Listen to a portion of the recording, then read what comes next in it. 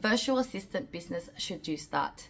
Now, I want to give you advice here that don't just go and copy someone else's VA company business services, but do something that's aligned with your passion and your skill set and your experiences.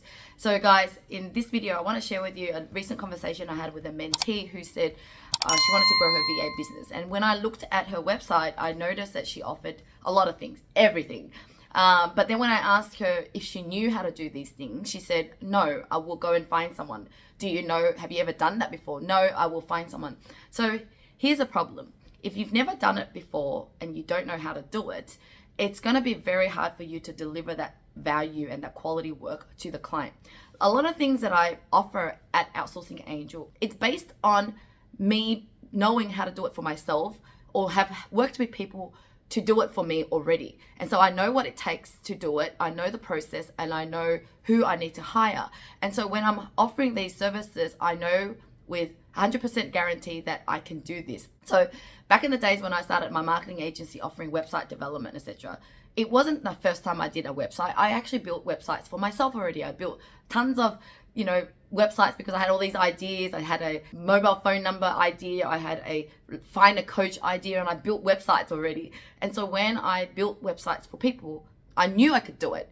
I just need to do it for clients, and I just need to practice it on, hiring people and selling it. That's it. But I was very confident in being able to do it. So what I want you to do is really start something that you know you can add value, because we're not in business to just rip off people, to make money from people without actually delivering the goods.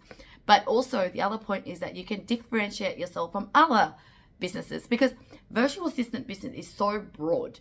You can offer virtual, meaning it's done remotely. Assistant means you can assist them with anything that they have in their business. It could be finance, it could be sales, it could be marketing, it could be admin, it could be anything. And even within marketing or sales or all those specific categories, you can even go even more specific to the different parts within that area for you to not just niche, but deliver something that others can't.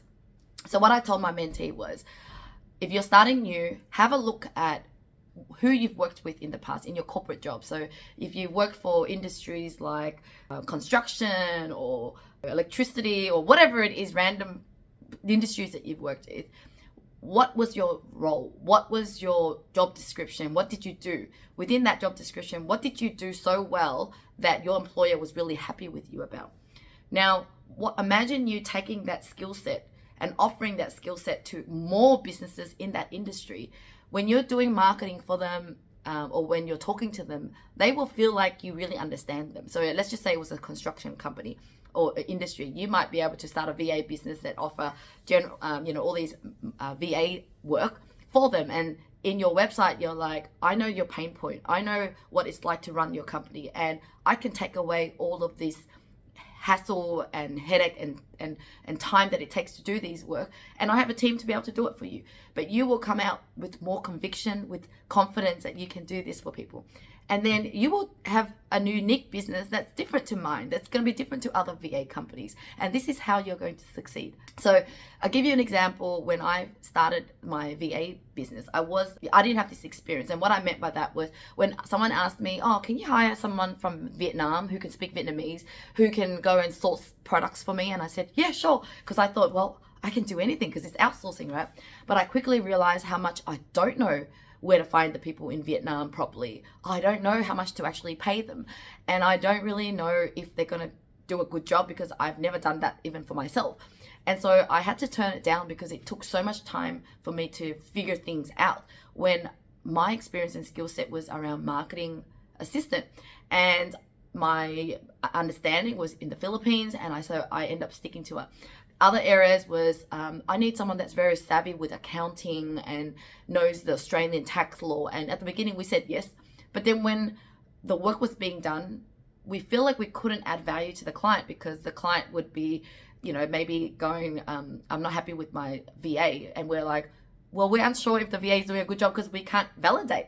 But I can definitely validate if they were doing marketing work, because I know it inside out with marketing. We're always constantly testing marketing strategies for ourselves. So when we hire people, we would definitely know if they're actually doing a good job or not.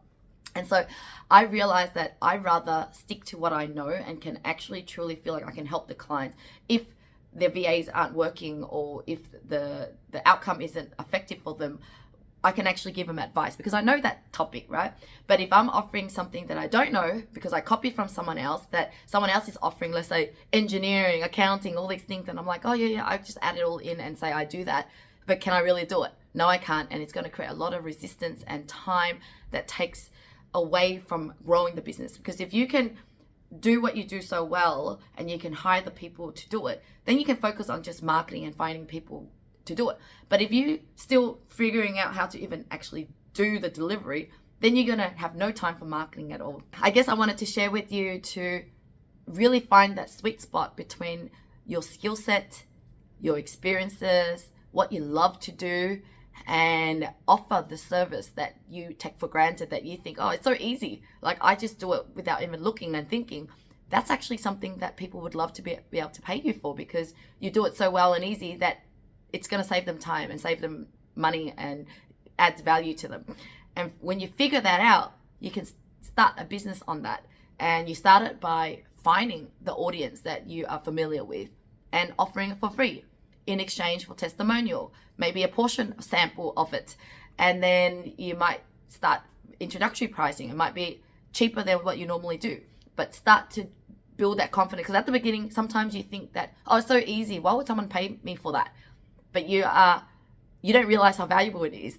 And so at the moment at Outsourcing Angel as well, one of my staff, he's an ops manager, and he really transformed my business because he automated things, systemized things. And whenever I ask him, oh, this is so great, he's like, really? It's so easy. And I'm like, well, it's easy for you, but it's not easy for me, and it's not going to be easy for a lot of business owners. So let's package this and let's sell this. And so we're in the process of figuring out more services to sell based on a lot of things that me or him or other people in our company do so easy, and we know it's going to be valuable for clients. So that's words of encouragement for you to figure out what niche, what VA services you're going to include in your VA business. So thank you so much for watching, guys. If you have any questions for me on this topic or any other questions, love to hear in the comments below.